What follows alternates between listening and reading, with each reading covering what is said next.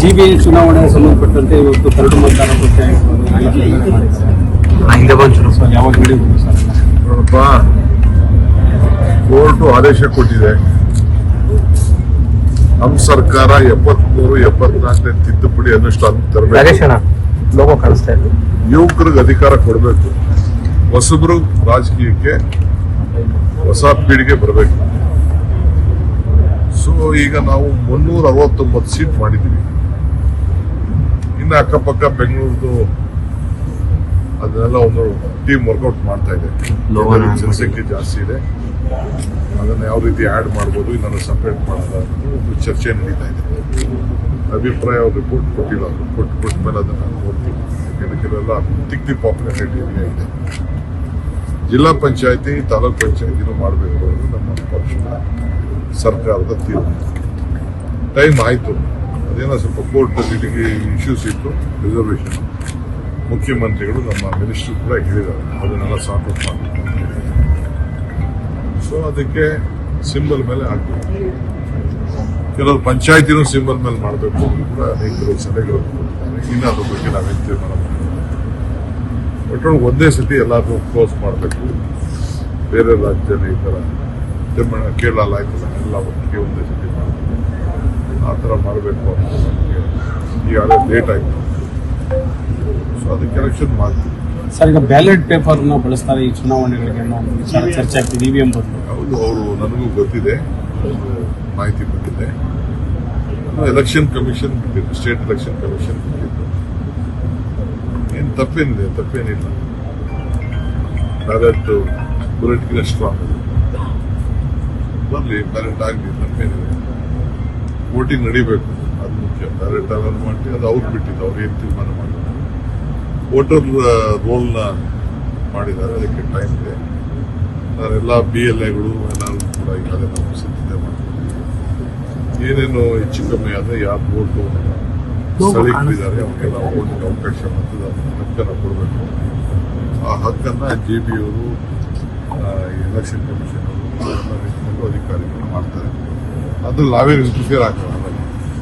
ಅದು ಕಾನೂನು ಒಂದು ಚೌಕಟ್ಟಿದೆ. ಆ ಕಾನೂನು ಎಲೆಕ್ಷನ್ ಕಮಿಷನ್ ಏನು ಗೈಡ್ಲೈನ್ಸ್ ಮಾಡ್ತಾರೆ ಆ ಪ್ರಕಾರ. ಸರ್, ಚುನಾವಣಾ ಆಯೋಗದ ದೆಹಲಿ ಪ್ರವಾಸಕ್ಕೆ ಹೋಗಿ ಬರ್ತಾ ಇದ್ದಾರೆ. ಸೊ ಹೈಕಮಾಂಡ್ ನಾಯಕರು ಭೇಟಿ ಆಗಿದ್ದಾರೆ. ಏನು ನಾನು ಹೋಗೋದೆಲ್ಲ ಬರೀ ಎಲ್ಲಾನು ರಾಜಕೀಯಕ್ಕೆ ಹೋಗೋದು, ಸರ್ಕಾರಿ ಕೆಲಸಕ್ಕೆ ಹೋಗೋದು. ಪೇಪರಲ್ಲಿ, ಟಿವಿಲಿ ಅವ್ರು ಸಿಕ್ಕಿಲ್ಲ, ಇವ್ರು ಸಿಕ್ಕಿಲ್ಲ, ಏನು ತೋರಿಸ್ಬೇಕಾಗ್ತಿಲ್ಲ. ಒಂದಿನ ಆಗ್ತಾ ಇದ್ದೀರ ಫೋಟೋ ಜೊತೆ ಕೂತ್ಕೊಂಡು ಮಾತಾಡ್ತಾ ಇರೋದು, ಚರ್ಚೆ ಆಗ್ತಾ ಇದ್ದೀರ. ಭೇಟಿನೇ ಆಗಿಲ್ಲ ಅಂತ ಯಾವುದೋ ಪೇಪರ್. ನಾವು ಸುಮ್ಮನೆ ನಾನು ಯಾಕೆ ಮಾತಾಡೋದು ಅಂತ ಇದೆ. ಬಟ್ ಒಂದು ಕಾಲ ಎಲ್ಲದಕ್ಕೂ ಉತ್ತರ ಕೊಡ್ತದೆ ಅಂತ ಹೇಳಿದ್ದೀನಿ. ಅಷ್ಟು ಬಿಟ್ಬಿಟ್ಟು ನಾನು ಚರ್ಚೆ ಮಾಡಬೇಕು. ಸರ್, ಹೈಕಮಾಂಡ್ ಒಳ್ಳೆ ನ್ಯೂಸ್ ಕೊಡುತ್ತೆ ಅಂತ ನೆನ್ನೆ ತಮ್ಮ ಅವರು ಹೇಳಿದ್ದಾರೆ ಸರ್. ತಮ್ಮನು ಹೇಳ್ತಾ ಇದ್ದಾರೆ, ಕಾರ್ಯಕರ್ತರು ಹೇಳ್ತಾ ಇದ್ದಾರೆ, ನೀವು ಹೇಳ್ತಾ ಇದ್ದೀರಿ. ತಮ್ಮ ಬೆಂಬಲಿಗರು ಕೂಡ ಸಾಕಷ್ಟು ನಿರೀಕ್ಷೆ ಇಟ್ಕೊಂಡಿದ್ದಾರೆ ಸರ್. 140 ಜನ ನನ್ನ ಬೆಂಬಲಕ್ಕಿದ್ದಾರೆ. 140 ಜನ ಬೆಂಬಲಕ್ಕಿದ್ದಾರೆ, ಇನ್ಕ್ಲೂಡಿಂಗ್ ಚೀಫ್ ಮಿನಿಸ್ಟರ್ ನನ್ನ ಬೆಂಬಲಕ್ಕಿದ್ದಾರೆ. ನಿಮ್ಗೆ ಗೊತ್ತಿದೆಯಾ ನಾನು ಚೀಫ್ ಮಿನಿಸ್ಟರ್ ಏನು ಮಾತಾಡಿದ್ದೀನಿ? ರಾಹುಲ್ ಸಮ್ಮುಖದಲ್ಲೇ ನಾವೇನು ಮಾತಾಡ್ಕೊಂಡಿದ್ದೀವಿ, ಹೈಕಮಾಂಡ್ ಸಮ್ಮುಖದಲ್ಲಿ ಏನು ಮಾತಾಡಿದ್ದೀವಿ, ಎಲ್ಲ ಕೂತ್ಕೊಂಡು ನಾವೇನು ತೀರ್ಮಾನ ಮಾಡಿದ್ದೀವಿ ಅನ್ನೋದು ನಮಗೆ ಗೊತ್ತಿದೆ. ಅದನ್ನು ನಾನು ಬಹಿರಂಗದಲ್ಲಿ ನಿಮ್ಮ ಹತ್ರ ಮಾಧ್ಯಮದಲ್ಲಿ ನಾನು ಚರ್ಚೆ ಮಾಡಕ್ಕೆ ಹೇಳ್ತಿಲ್ಲ. ನಾನು ಚರ್ಚೆ ಮಾಡಕ್ಕೆ ಹೋಗುದಿಲ್ಲ. ಎಲ್ಲದಕ್ಕೂ ಒಂದು ಕಾಲ ಇದೆ.